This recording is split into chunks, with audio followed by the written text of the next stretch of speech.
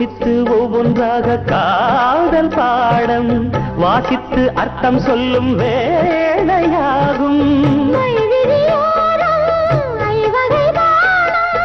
மன்மதன் போடும் மங்கள நேரம்